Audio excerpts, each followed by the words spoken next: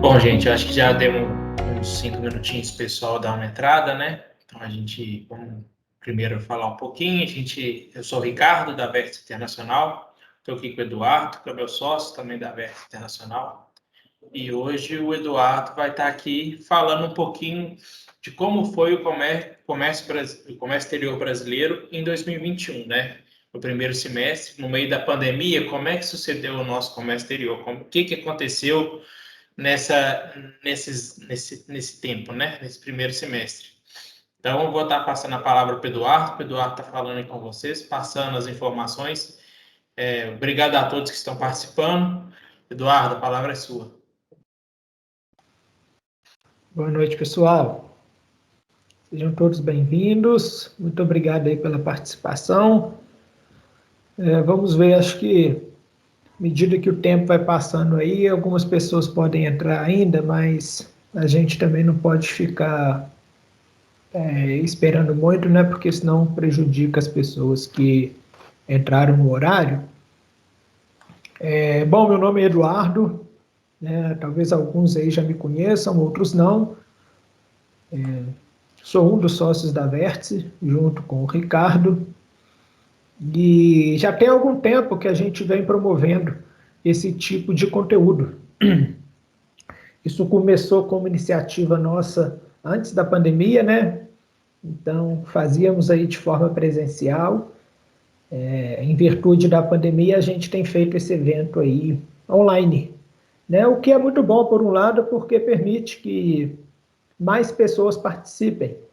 Então, às vezes, a pessoa não tem condição de se deslocar, né? Até por conta de morar em cidades diferentes, o online dá essa possibilidade, né? Da gente agregar pessoas de diferentes localizações. A Vértice fica em Belo Horizonte, né, Minas Gerais. Eu já vi aí no chat que tem o Emerson de Goiânia, bacana. Talvez tenham mais pessoas de outras cidades, estados aí, mas nós estamos em Belo Horizonte e somos uma empresa de consultoria em comércio exterior e negócios internacionais. Então, depois vou deixar o nosso site aí no chat, mas conheçam lá o nosso site. A gente fornece, além da consultoria em comércio exterior, a gente tem cursos, né? Então, talvez sejam temas que possam ser interessantes para vocês. Inclusive, em breve aí a gente vai lançar nossa grade de cursos do segundo semestre. E aí, né, vocês, se tiverem redes sociais, Instagram, LinkedIn, sigam a gente lá. Depois eu mando por e-mail para todos vocês, não precisam preocupar com isso agora não. Hoje a gente vai bater um papo aqui sobre o comércio exterior brasileiro no primeiro semestre de 2021, né? No ano que vem, possivelmente em janeiro, né, ou fevereiro, a depender aí do calendário, a gente vai fazer outra falando do comércio exterior brasileiro no ano inteiro de 2021, né? E a gente vai seguindo assim.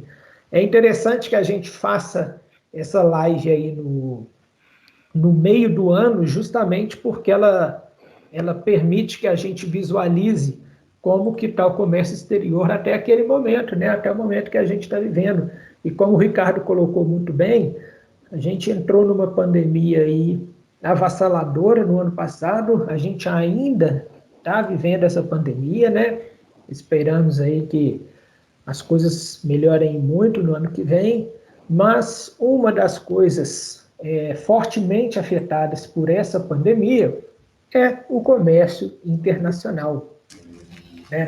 A gente consegue enxergar efeitos dessa pandemia no comércio exterior, no comércio internacional, nas relações internacionais, nas cadeias de suprimento, né? Sobretudo ali no início do ano passado, isso ficou mais evidente ainda, em questão ali as cadeias de suprimento, as cadeias logísticas.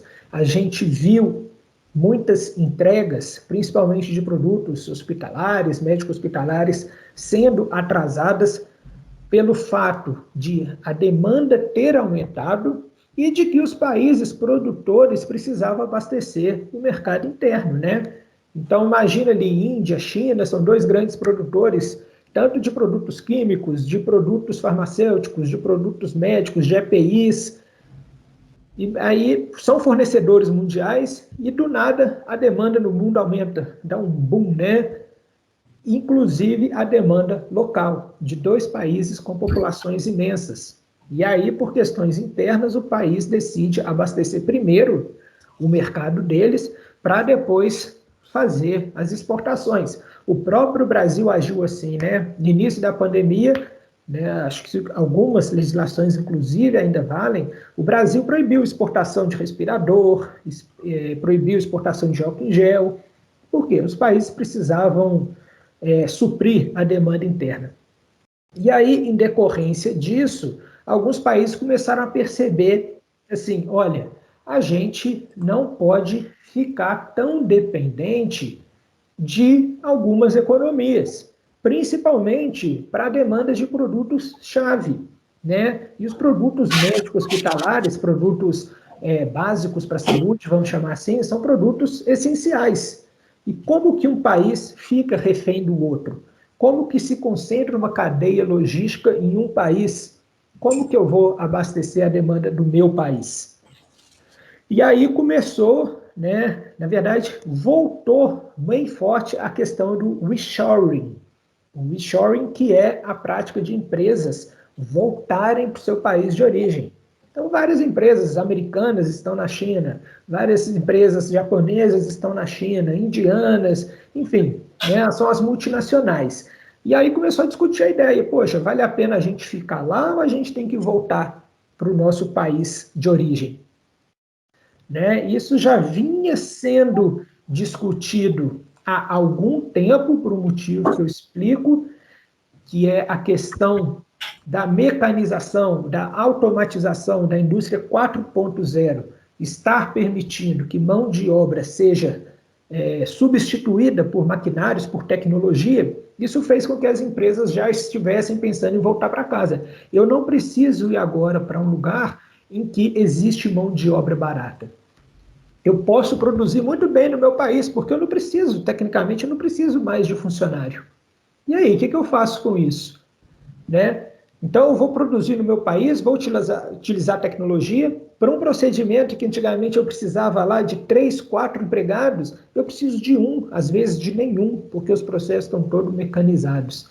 Então, já existia essa ideia do reshoring antigamente, e a questão que se evidenciou nessa pandemia, que foi a concentração da cadeia de suprimentos estratégicos em alguns países, fez com que os países e as empresas voltassem a cogitar isso. O Japão começou com o movimento, o Japão foi o primeiro país a oferecer benefícios para que as empresas saíssem da China e voltassem para o Japão, e essa prática foi seguida aí por outros países. Estados Unidos apareceram fazendo isso, e etc.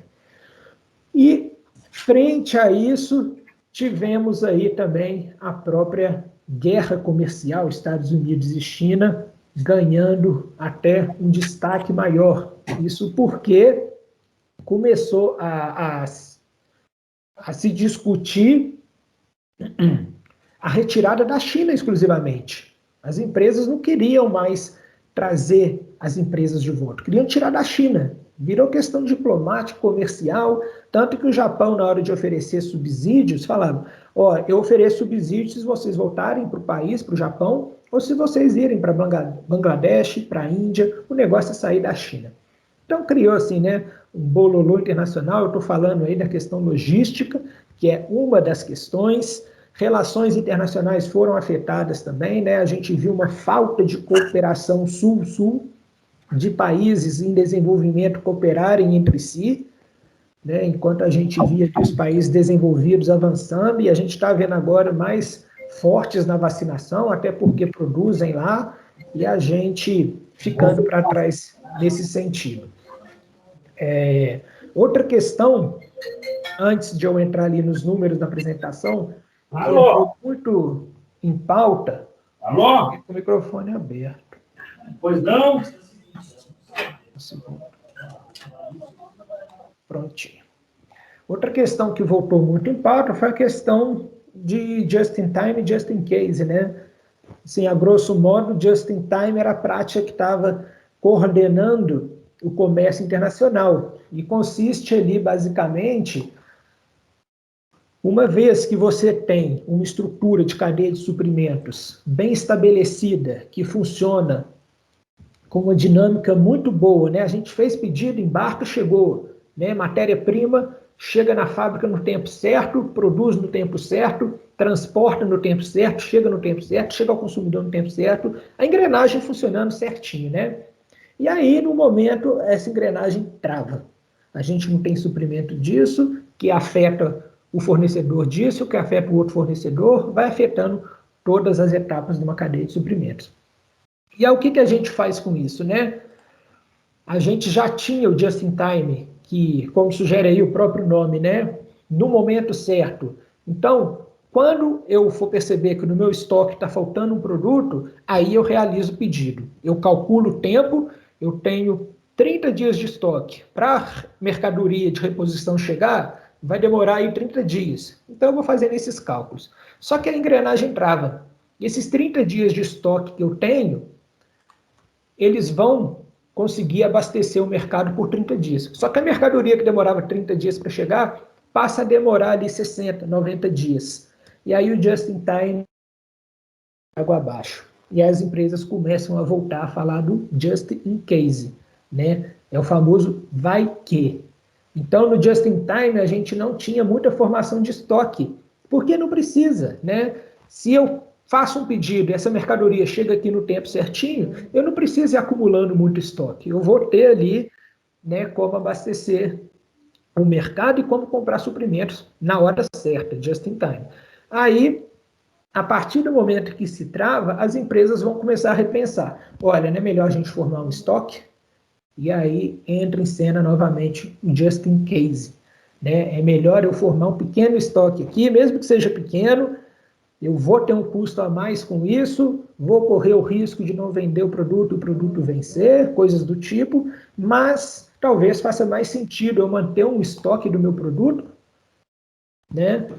Porque vai que a engrenagem trava outra vez por algum motivo. Então foram diversas questões aí que entraram em pauta e a gente tem que ficar muito atento a isso e a gente vai vendo aí dia a dia coisas acontecerem. Em relação ao comércio exterior, finalmente, o Brasil sentiu muito a pandemia no ano passado. Lógico que ele sentiu, né, gente? Eu estou falando aqui exclusivamente do comércio exterior brasileiro, tá? Sentiu muito. A gente viu exportação caindo, importação caindo. É basicamente uma recessão que aconteceu e, como em toda recessão, as pessoas ficam sem dinheiro, as pessoas guardam mais dinheiro, ficam com medo de gastar, e isso para o comércio internacional como um todo. A gente vai ver nos números de 2021 que as coisas melhoraram bastante, né? Mas também a gente tem que levar em consideração um fator bem importante. Se a gente está numa linha assim, e aí de repente, né, imagina um gráfico de linha, de repente essa linha cai. Despenca, na verdade. Qualquer aumento que a gente tenha a seguir, percentualmente, vai representar um aumento muito grande. Então, se eu estava lá numa constante, aí eu caio 20. Se eu volto para o que eu estava anteriormente, eu fico um pouco abaixo, vai aparecer nos números ali um aumento muito grande, 50%, 100%. Né? Então a gente tem que ficar esperto com esses números quando a gente ouve que as coisas melhoraram, etc. A gente vê isso no PIB. Né? O PIB teve um número negativo, né? Teve uma queda no crescimento econômico do país no ano passado, e o possível crescimento esse ano faz com que ele seja expressivo por conta da queda do ano passado. Por mais que o Brasil volte ao patamar pré-pandemia, a gente vai ver um crescimento ali maior que a gente vê comumente. Então vamos lá, deixa eu apresentar minha tela aqui e a gente vai para os números.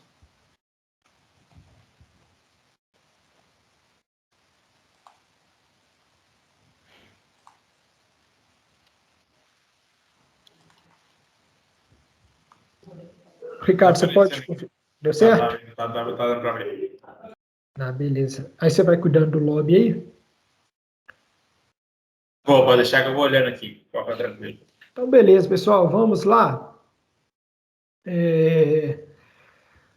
A gente segue uma lógica, para quem aí já assistiu às lives anteriores, essa lógica aí que a gente segue, que é falar, deixa eu pegar a canetinha aqui, principais destinos das exportações e as principais origens das importações, ou seja, os principais parceiros comerciais do Brasil, quanto o Brasil exportou, quanto o Brasil importou, os principais produtos exportados, os principais produtos importados, os principais estados exportadores e importadores, né, unidades federativas, principais modais utilizados, os principais recintos alfandegados.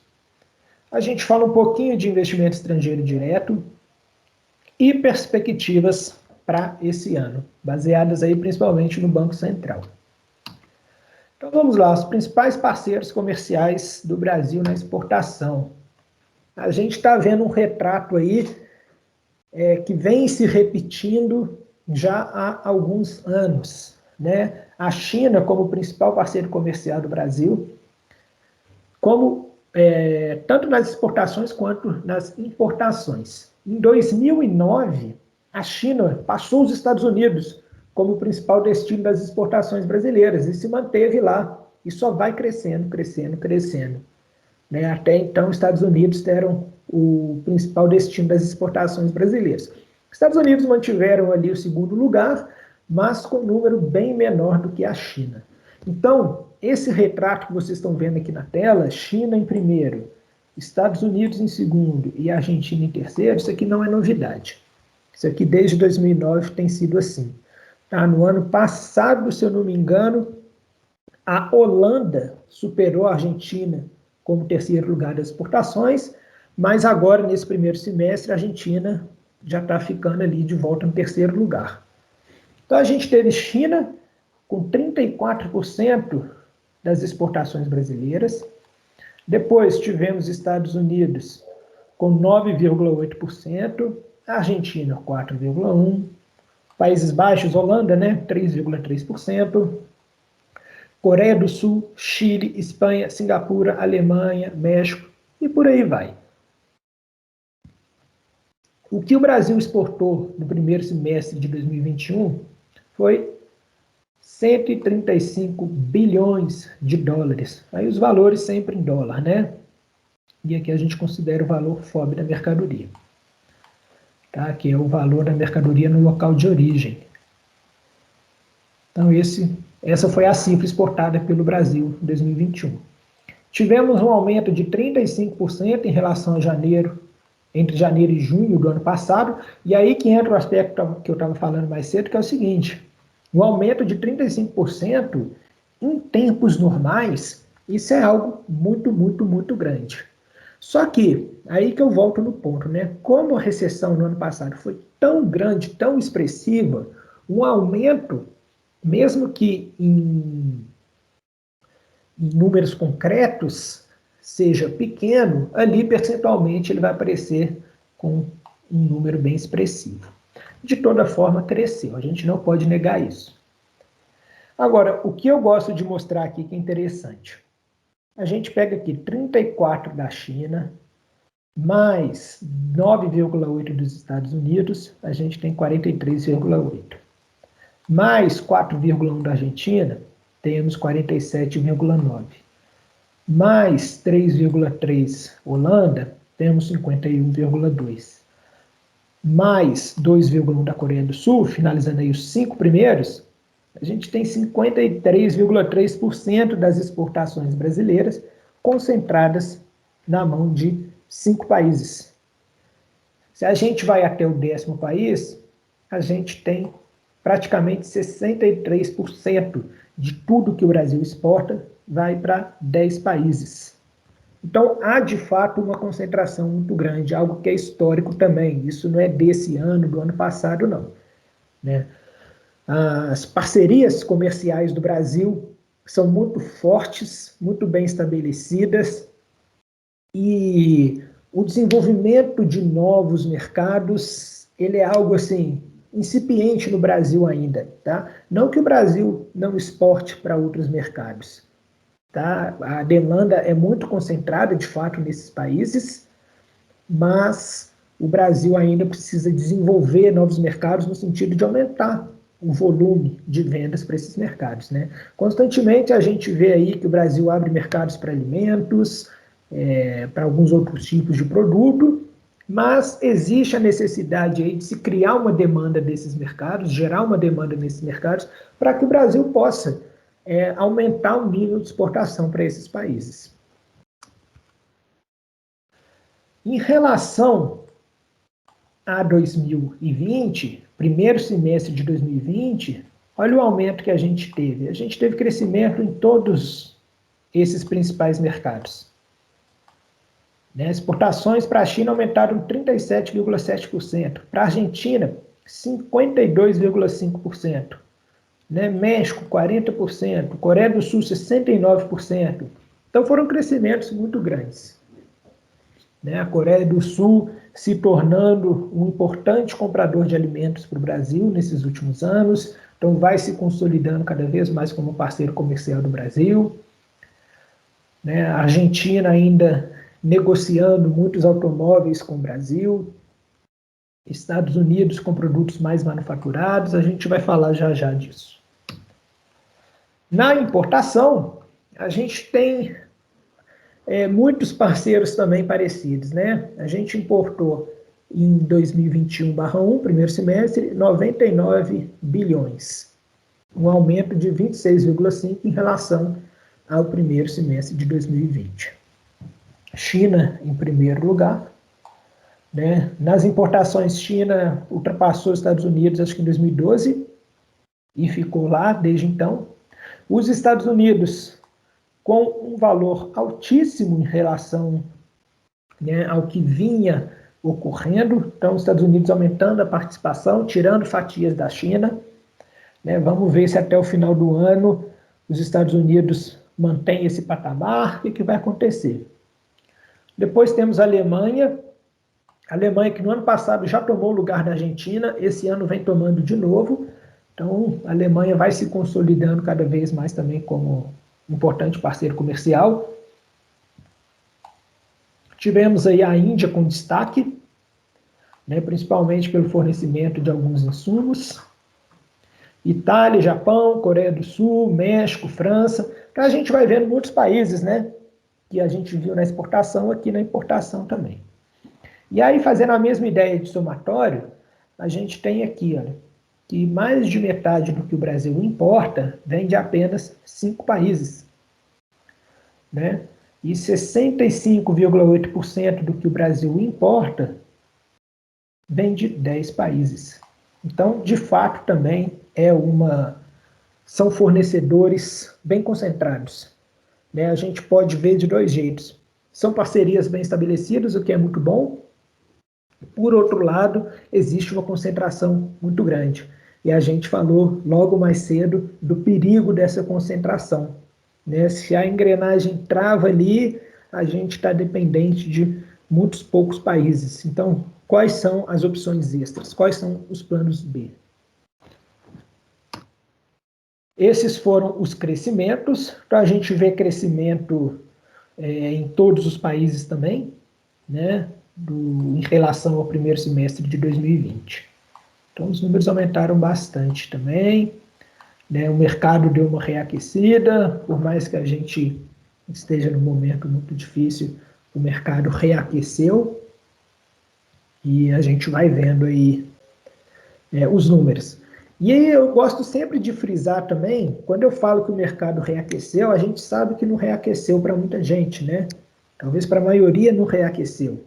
A gente vai vendo aí alguns setores se dando bem ou indo bem durante essa recessão econômica, mas a gente sabe da dificuldade do pequeno produtor, do pequeno empresário, da pequena empresária, e as dificuldades, inclusive, para conseguir exportar e para conseguir importar. Muitas vezes porque não tem capital para isso, porque não tem conhecimento para isso, não tem recursos para fazer isso, não sabe por onde começar, o acesso à informação custa, né? O tempo para se investir num projeto de exportação e importação custa, e realmente não é fácil, né?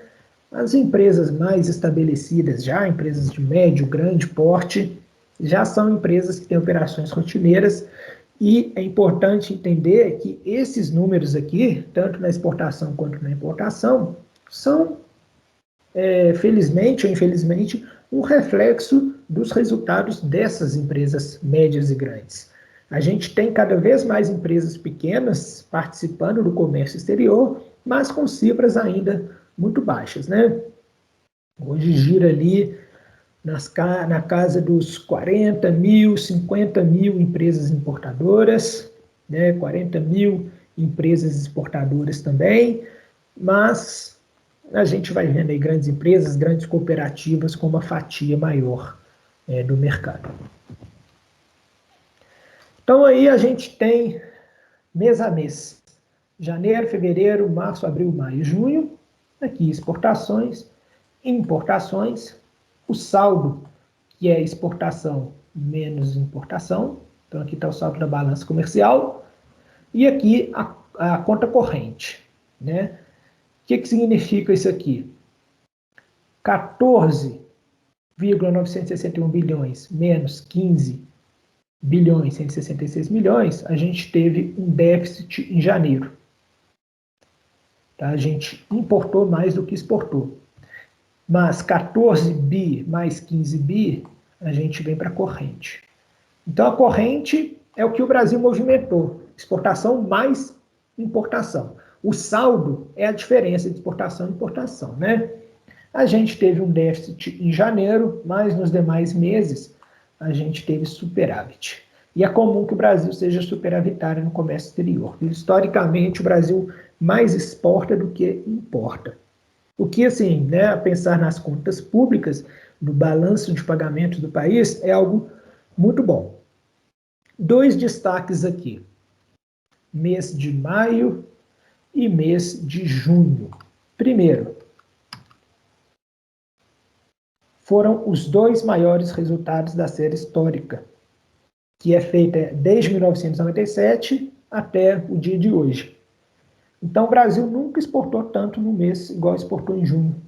Foi o recorde histórico, né? Pelo menos da série histórica, que é de onde a gente tem dados mais confiáveis.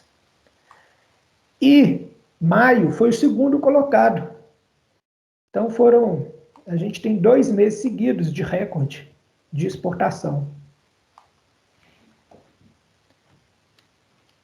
Aí, em virtude disso, a gente teve aqui em junho um superávit recorde também. A gente nunca teve um superávit tão alto como o superávit que a gente teve em junho de 2021.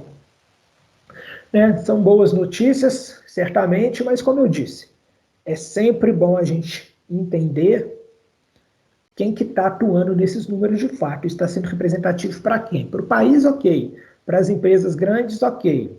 A gente sempre tem que buscar ali o pequeno empresário, o pequeno empresária, o pequeno produtor, a pequena produtora, né? Se eles estão conseguindo uma fatia nisso, se eles estão conseguindo exportar, se eles estão conseguindo importar. Né? Não adianta nada falar que o comércio exterior brasileiro melhorou muito nesse sentido, porque as exportações alcançaram patamares recordes, as importações também, se os pequenos não estão tendo lugar aí. Tá? Isso é um fato, tá, gente? Isso não é nem questão de desabafo, não, mas é um fato, né? A gente tem que tentar desenvolver como país cada vez mais os pequenos negócios para que a gente tenha uma ampliação do mercado internacional. Então, enfim, agora, o que explica isso aqui? Por que o Brasil bateu esses recordes? Se a gente for pensar assim, é estranho, né? Mas vamos lá. Peguei aqui notícias de sites de fontes diferentes, Folha de São Paulo, Valor Econômico, Terra, Investing.com. Desde o ano passado, já se fala em boom das commodities. Boom das commodities. Commodity vai aumentar preço, vai aumentar preço. E está aumentando de fato. Tá? Isso começou lá no segundo semestre do ano passado, já a se falar sobre isso. No início desse ano, foi confirmando cada vez mais, e agora a gente atinge aí esse patamar altíssimo. E a gente nem sabe se a gente já chegou no topo e agora vai estabilizar ou descer, ou se a gente vai continuar subindo. A gente, que eu falo assim, né, as exportações, os preços e tal. A gente aqui como a curva, se a curva continua subindo, se a curva se estabiliza ou se a curva começa a descer, né? No próximo mês, talvez a gente vai ter uma noção maior sobre isso. Fato é que os resultados desses 2 meses fizeram com que o Brasil revisasse a, todas as expectativas em relação ao superávit no final do ano, ao nível das exportações no final do ano. Então, é bom a gente ficar de olho nisso.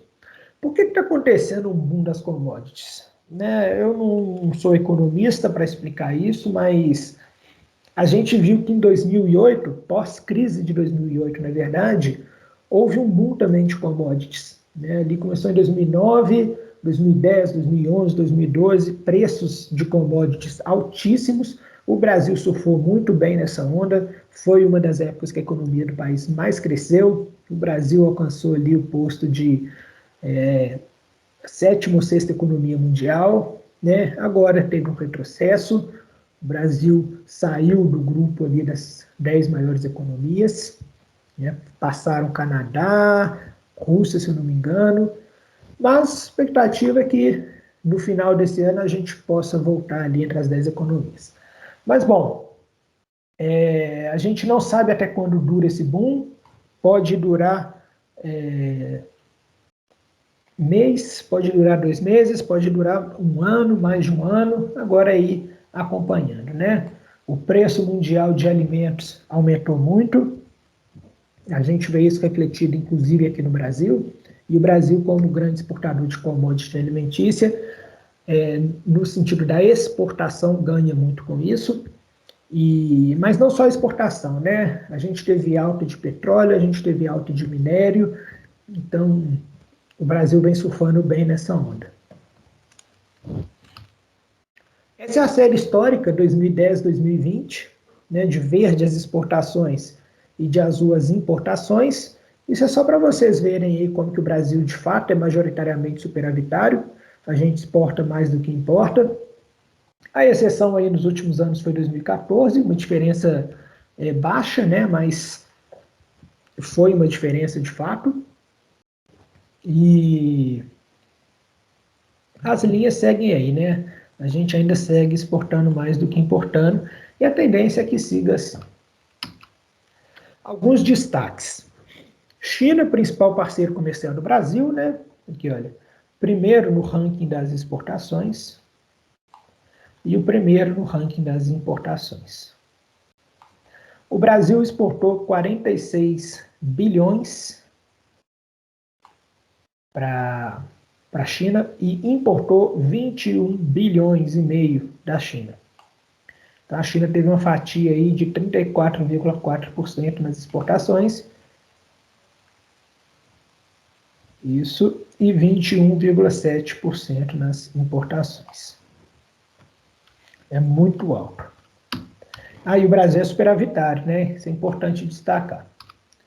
Para os Estados Unidos, o Brasil tem criado um déficit nos últimos anos. A gente exportou 13 bilhões e importou 16. Estados Unidos, segundo lugar, tanto na exportação quanto na importação. Argentina, superávit. Exportou 5,6 bilhões e importou 5,2 bilhões. União Europeia. Se a gente coloca a União Europeia como um parceiro comercial só, e muitas pessoas fazem isso, a União Europeia ficaria somente atrás da China, né? Mas, enfim, a União Europeia são vários países que compõem, né? Mas exportamos aí 17,8 bilhões e importamos 18 bilhões, um pequeno déficit com a União Europeia. E esses números são importantes porque a gente vê que se de fato o acordo Mercosul-União Europeia entrar em vigor, né, existe um potencial para crescer muito esse comércio ainda, porque gradativamente vão sendo eliminadas as tarifas de importação. E aí, né, os produtos ficam mais competitivos em ambos os mercados. Com o Mercosul, tivemos um superávit. Exportamos 7,9 bilhões, importamos 7,7. Agora, superávit com a Argentina e Uruguai, um déficit com o Paraguai. É muito triste, né, a gente ver uma União Europeia com essa cifra e um Mercosul com essa cifra tão baixa. O Mercosul que vem aí de tempos em tempos se esfriando cada vez mais, né? Às vezes a gente vê alguns momentos assim de líderes se reunindo, querendo fazer políticas, mas a gente vê o Mercosul desaquecendo cada vez mais. Agora a gente tem aí um embate em relação às tarifas. O Uruguai quer que a TEC, né, a Tarifa Externa Comum, saia de cena, ou que ela permita mais exceções para que os países possam negociar mais livremente com outros mercados. Isso geraria, assim,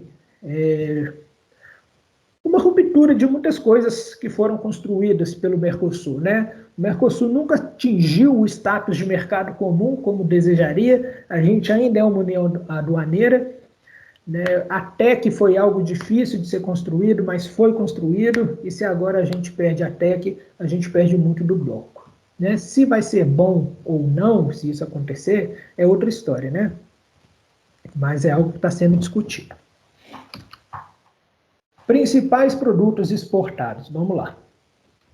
Aqui a gente separa, na verdade são dados do governo, né? O governo separa em 3 grandes grupos, que é a indústria de transformação, indústria extrativa e agropecuária. Depois que a gente vai ver os produtos, mas só para entender um pouco por que eles separam nessa dinâmica. Né? E ainda teriam outros que não se encaixam em uma dessas categorias. Indústria de transformação. Sistemas de produção que transformam um elemento em outro, uma matéria-prima em um bem. Então, são mercadorias que passam por algum processo de industrialização, beneficiamento, transformação. Pode ser desde um computador que é altamente manufaturado, mas pode ser um açúcar que foi extraído da cana, né? Então ele passou por um processo de transformação. Um petróleo refinado é da indústria de transformação. Né? Uma carne de frango, carne de boi, que o Brasil exporta muito, entra na indústria de transformação, porque houve uma industrialização ali. Indústria extrativa são as que extraem matéria-prima da natureza sem que ocorra alteração significativa. Exemplo, minério de ferro, petróleo bruto, minério de cobre, são aquelas que a gente extrai da terra, né, e exporta praticamente do jeito que veio. E a agropecuária, vai entrar aí soja, milho, café, enfim, a gente vai ver os produtos daqui a pouco. 48% do que o Brasil exportou é transformação, 28% é extrativa e 23% é agropecuária. No outros aqui, 0,5%, entra alguns produtos que não se encaixam, alguns resíduos, enfim, né, um valor muito baixo. Agora, a gente costuma ver outras medidas, né? Por exemplo, agronegócio é diferente de agropecuária, tá? Por quê? Deixa eu só abrir aqui. Agronegócio inclui tanto itens da agropecuária quanto alguns da indústria de transformação. O exemplo que eu dei, açúcar refinado, carne de frango, né, que é proteína animal. O agronegócio ele é maior do que a agropecuária, pelo menos fazendo essa comparação. E as commodities, né? Commodity pode incluir o café da agropecuária, pode incluir o minério de ferro da extrativa, pode incluir o açúcar da transformação. Então, quando a gente vê notícias e tal, a gente tem que ficar sempre atento a esses números. Mas vamos lá. Esse é o número geral, né? No cinza escuro, a gente tem transformação, no cinza claro, extrativa, e no amarelo, agropecuária. Aí no vermelho aqui, no cantinho bem pequenininho, a gente tem o outros. Então vamos dar um zoom aqui no transformação. Né? Olha o que entra aqui. Alguém falou que o áudio está baixo, não sei se é só para Letícia ou se tem mais alguém. Olha, para mim aqui tá tranquilo, mas qualquer coisa tenta dar uma aumentada aí no Teams. Vou aumentar aqui. Dentro das configurações, não aí não, dentro das configurações do Teams, onde você escolhe o microfone. Tá, deixa eu... acho que tá ok, eu vou seguindo aqui. Mas vamos lá. Então, na extrativa, desculpa, na transformação, temos aí açúcares e melaços. A Letícia conseguiu. Beleza, Letícia. Qualquer coisa chama a gente aí. Farelo de soja. Então, por exemplo, farelo de soja tecnicamente é do agronegócio, mas aqui ele não encara como agropecuária. Por quê? Passou por um processo de transformação, né? Carne bovina fresca, óleos combustíveis de petróleo, vou pegar aqui celulose, carnes de aves, proteína animal, que mais? Ferro gusa, carne suína. Olha como que mesmo na indústria de transformação, a gente tem o agro falando mais alto. A gente tem aqui demais produtos da indústria de transformação, que não se encaixa ali em nenhum capítulo mais específico como esses outros. Temos produtos semi-acabados, lingotes e outras formas primárias de ferro, ouro. Ouro ainda como uma commodity mineral, né? Agora sim, veículos automóveis de passageiros, aeronaves, os produtos que de fato são manufaturados com valor agregado alto, são muito poucos, né? São muito pouco representativos. Isso deveria aumentar. Posso sim, Washington? Vamos lá. Deixa eu limpar a tela aqui. Essas são as 3 categorias que o governo federal separa, né? As exportações de itens da indústria de transformação, de itens da indústria extrativa e de itens da agropecuária. Aí, o que ele traz aqui como agropecuária, por exemplo? Soja, café não torrado, algodão bruto, milho. Ele não traz como agropecuária aqui, por exemplo, um açúcar, que é um produto proveniente da cana, por exemplo. Ele não traz aqui proteína animal, carne de frango. Por quê? Essa carne passou por um processo de transformação, industrialização. O açúcar também passou por um processo de industrialização. Se a gente tivesse, talvez, exportando aqui a cana em si, aí ela entraria na agropecuária. Mas tudo aquilo que passa por algum processo produtivo de transformação, de beneficiamento, industrialização, enquadra aqui dentro da indústria de transformação. A indústria extrativa é aquela, vamos dizer assim, que a gente tira da terra, né? E a agropecuária entraria ali, talvez plantações, grãos, coisas do tipo. A diferença com o agronegócio é que o agronegócio agrega itens da agropecuária e da indústria de transformação. Açúcar é do agro, carne é do agro, cana é do agro, soja é do agro, né? Mas do agronegócio. Eu gosto de fazer essa diferenciação, porque muitas vezes a gente vê como notícia em jornal, coisas desse tipo, agronegócio representa mais de 50% das exportações do Brasil. Aí a gente vai ver, mas não era 23%? Aí a gente tem que fazer essa diferenciação aqui, tá? Porque o agronegócio que esse pessoal está considerando inclui itens também da indústria de transformação. Então gera confusão porque essas são as 3 categorias que o governo separa. Né? Mas às vezes a gente está vendo no jornal alguma coisa, o pessoal pode falar do agronegócio, que inclui tudo isso. Outra medida é o pessoal falando, as commodities representam 60%, 65% das exportações brasileiras. Tem commodity em todas essas três categorias, né? Por exemplo, aqui minério de ferro é uma commodity. O açúcar aqui é uma commodity. A soja aqui é uma commodity. Então, só como forma de atenção para a gente ficar atento a essas medidas. Beleza? Ficou claro?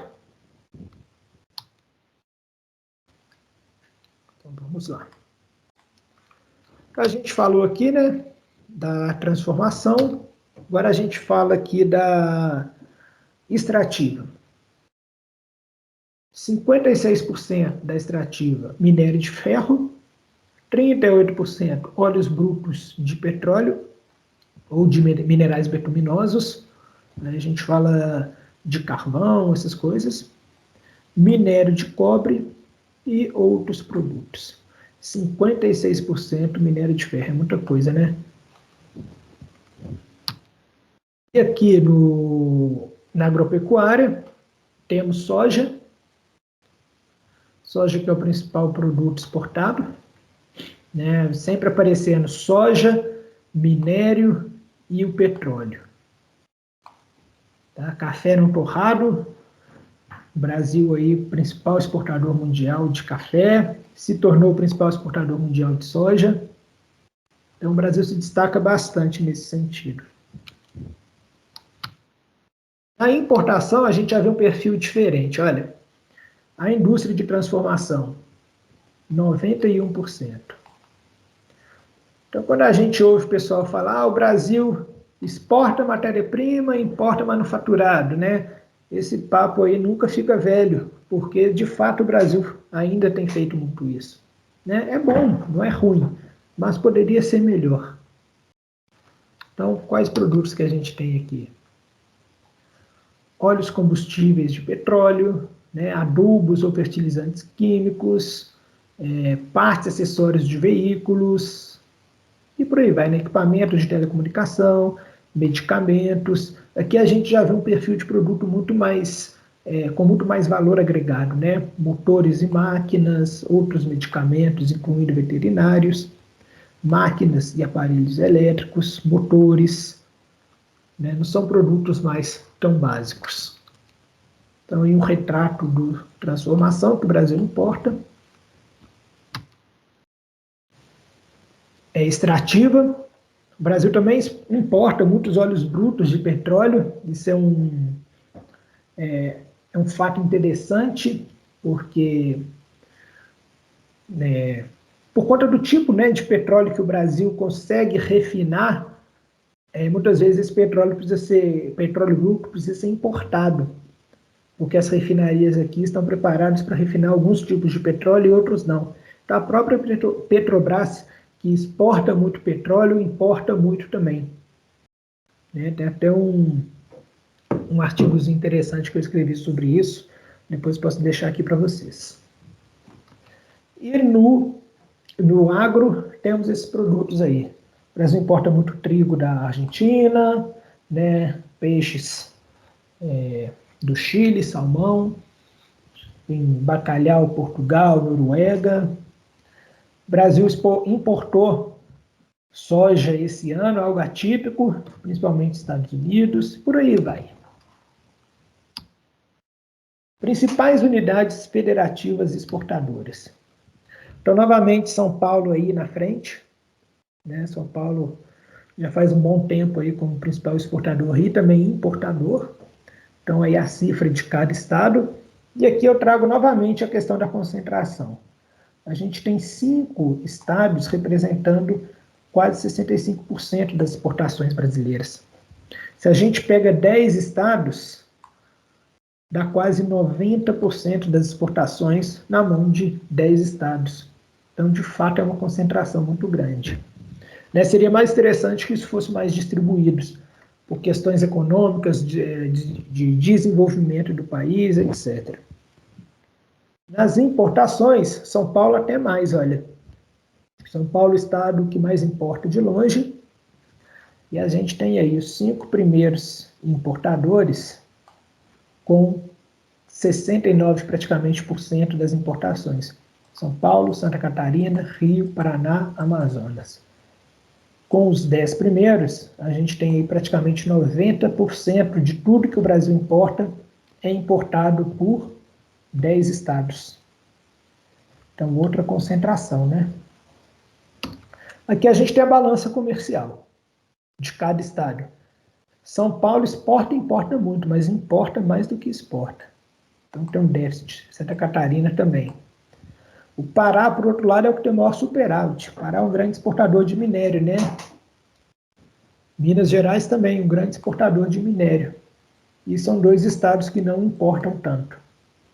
Né? Mato Grosso aparecendo aí como produtor de soja e outros produtos do agro.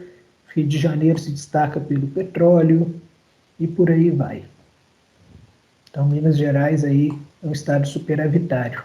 São Paulo, deficitário. Os principais modais. Na exportação, só lembrando, tá, gente? Isso aqui é tudo relativo ao primeiro semestre de 2021. Exportação, 89,24% do que foi exportado foi pelo modal marítimo, 5,23% rodoviário e 5,06% aéreo. O resto aí são valores assim muito baixos, né? Na importação, o aéreo já cresce bem, né? Mas ainda o marítimo é o maior. Marítimo 73%, aéreo 19%, rodoviário 4%. Né? Então a gente tem concentrado nesses 3 tipos de modal, na exportação mais de 99%, 99,5% por esses. Então praticamente nem se fala de outros tipos. E na importação, praticamente 97% é importado por esses modais. Aqui, a partir foi de maio, se eu não me engano, desse ano, o governo fez uma revisão das estatísticas. E aí, conduto, rede de transmissão, passou a ser considerado de fato como modal. Isso por conta da usina de Itaipu, né, a binacional, parte da energia é produzida no Paraguai. E aí ela é transferida para o território brasileiro, né, por meio de conduto, rede de transmissão, pelos fios, né, pelas redes. E aí, então, o Brasil está importando energia. Por mais que não pague imposto, né, o Brasil está fazendo uma importação. E aí isso começou a contar agora, de fato, como modal de transporte. Aparecia com um valor muito baixo, mas agora tende a aparecer aí com uma representatividade maior. Principais recintos alfandegados. Na exportação, Porto de Santos, sempre ali em primeiro, fica geralmente entre 25% e 30%, na importação também. Porto de São Luís, né? Porto de São Luís, a Vale tem um terminal lá, então exporta muito minério por lá. O Porto de São Luís vem crescendo cada vez mais. Porto de Itaguaí e Paranaguá, né? Talvez sejam os 2 grandes crescentes nos últimos anos. São 2 portos gigantes que vão ganhando cada vez mais espaço, representatividade. O Paranaguá exportando muito produto do agro, né? O Porto de Itaguaí, que agora tem um terminal da CSN, também exportando muito. Depois temos aí Porto de Vitória, Rio Grande, Belém, Campos dos Goytacazes, Aeroporto de Guarulhos. Aqui a gente vê no aeroporto aparecendo só aqui. Na importação a gente vai ver que tem os aeroportos, justamente pela quantidade aqui, tem maior representatividade. Itajaí, São Francisco do Sul e por aí vai. Esses 5 primeiros representam aí 62%. Então, 62% do que o país exporta está saindo apenas por 5 portos. Imagina a concentração de carga que não tem lá. Dos recintos de entrada, aqui a gente já tem Viracopos aparecendo aqui e Guarulhos aparecendo aqui. Então, entre os 5 primeiros, a gente tem 2 aeroportos. 56,63% do que entra no país está entrando aí por 5 recintos alfandegários. Muita coisa, né? Bom, os números foram aqueles. A gente fala um pouquinho de investimento estrangeiro no país. Esse é o levantamento, né, até 2020. Depois eu vou mostrar o que a gente já tem de 2021. Mas é interessante a gente entender uma coisa aqui, olha. Os 2 anos mais baixos foram anos de crises econômicas. E o que acontece numa crise econômica, assim, a grosso modo? Os investidores, no caso de investimento estrangeiro direto, aí a gente está falando de empresa, tá? Não é investimento em carteira, que são pessoas comprando ações, não. Os investidores aí, as empresas que vêm criar uma filial no país, fazer uma joint venture, eles deixam de vir, né? Ou pelo menos pisam no freio um pouquinho e falam, agora não é a hora. Porque as economias em desenvolvimento muitas vezes são vistas como um grande risco, né? Pode-se ganhar muito, mas pode-se perder muito também. Então, quando tem uma recessão econômica, o pessoal pisa no freio e fala, não, vamos segurar esse investimento aí. Agora, em 2021, a gente tem dados aí de janeiro a maio, investimentos diretos somam 22,5 bilhões. 30% acima do registrado no mesmo período de 2020, né, quando foi de 17,3 bilhões. Então, só para reforçar, os investimentos diretos, diferentemente das aplicações em ações e títulos públicos, isso é investimento em carteira, são feitos por empresas que estabelecem um relacionamento de médio e longo prazo com o país e são menos voláteis a crises momentâneas por envolver decisões mais duradouras. Então, o que é um investimento direto? É uma empresa multinacional, por exemplo, fazendo uma fábrica aqui, fazendo uma joint venture aqui. A gente está vendo o Mercado Livre entrar forte aqui agora, em Minas Gerais, a fábrica da Heineken, outras empresas internacionais vindo para o Brasil, né? Isso seria investimento estrangeiro direto, né? Que não vai caber também simplesmente nesse caso de empresas. Pode ser parceria público-privada, empresas trabalhando em portos, rodovias, concessões, enfim. Entra tudo aí nesse bolo. As perspectivas para 2021. Esse é o relatório Fox mais recente, do dia 2/7. O relatório Fox ele é feito toda sexta-feira, divulgado na segunda, e a gente consegue nele a previsão do ano atual e para os próximos 3 anos. Então, sempre que a gente abrir lá o relatório Fox, os valores que a gente vai ver lá não são os valores que estão atuais, né? São as expectativas para o ano fechar dessa forma. Então, a expectativa agora é que o PIB do Brasil feche em crescimento de 5,18% em 2021. A gente teve uma retração de 4% em 2020. O PIB de 2022, a expectativa é que feche em 2,10% e depois 2,50%. Então, a gente tem um crescimento maior agora, né, se assim continuar, por conta da queda no outro ano. Depois, a ideia é que se estabilize. Balança comercial. Aqui que entra um detalhe importante, porque a expectativa agora é que ela feche em 68,41 bilhões. Tá? Um saldo superavitário. Em 2020 foi de 50,9 bilhões. Tá? Para os próximos anos, essas são as expectativas de hoje. Só que, qual que é o detalhe aqui? É aquilo que eu falei lá no início, né? A gente teve um recorde histórico de exportação em junho, em maio também. E aí o governo passou a projetar um saldo positivo de 105,3 bilhões para o ano.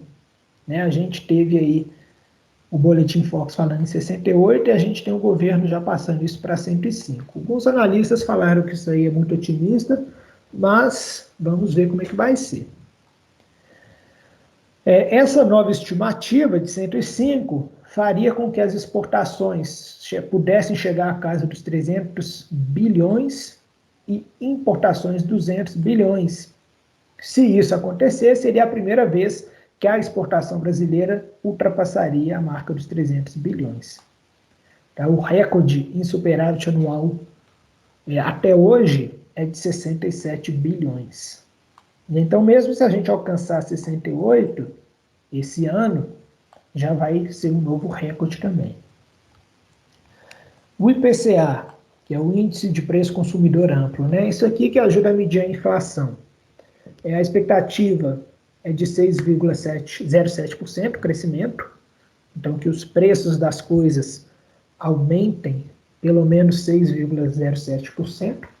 A gente teve uma alta acumulada de 4,52% em 2020, 4,31% em 2019. Então o IPCA está alto, né?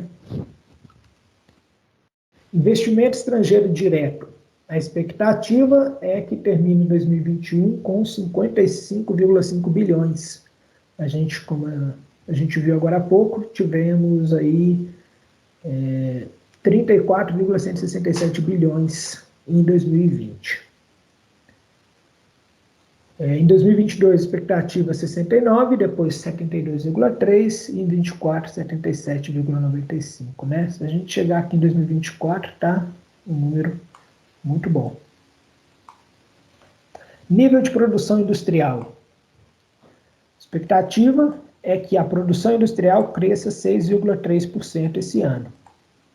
A gente teve uma retração de 4,5% em 2020, então caiu.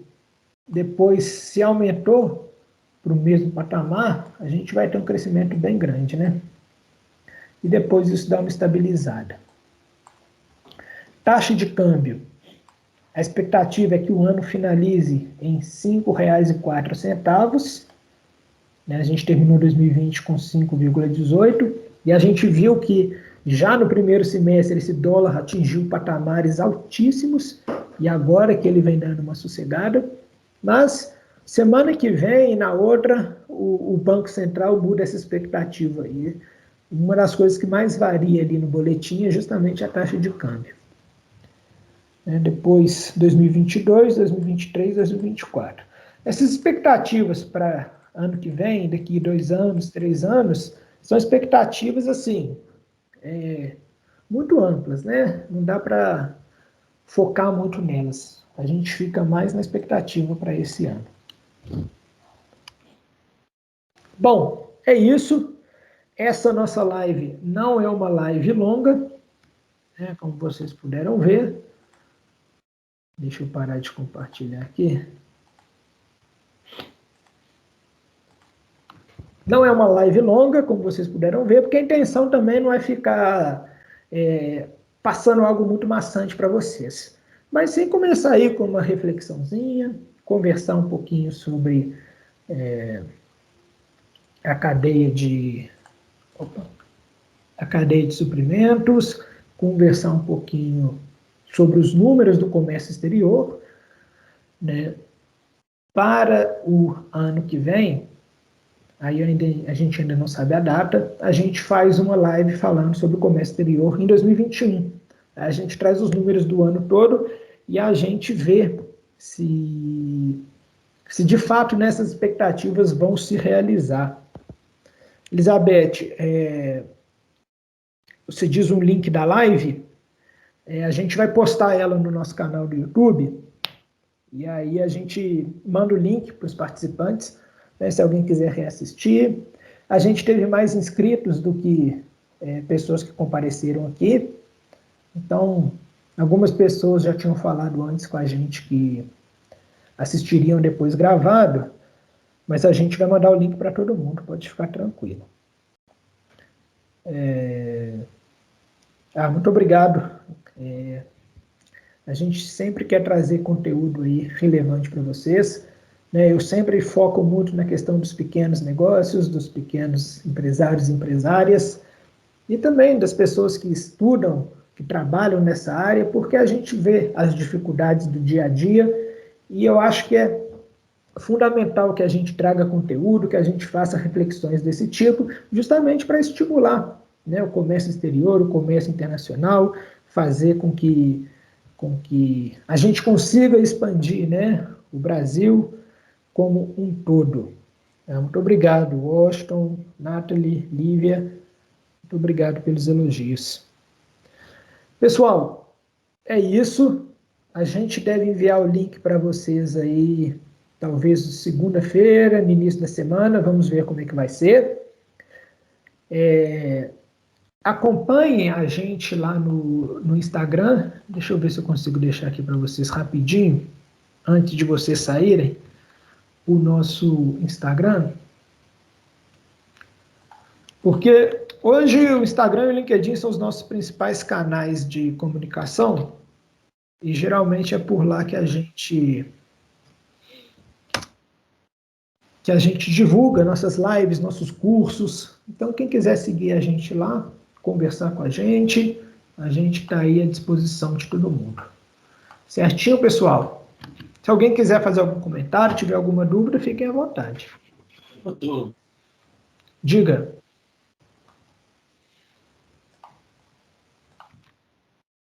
Tá mudo? Opa, desculpa. Eu coloquei também o canal no YouTube no chat. Se alguém quiser já se inscrever no canal, que aí quando a gente postar essa palestra, vai receber a notificação. Tá bom? Boa. E tá aí o nosso LinkedIn também. Pessoal, muito obrigado a todos, né, por disponibilizarem aí seu tempo. A gente vai finalizando por aqui, então.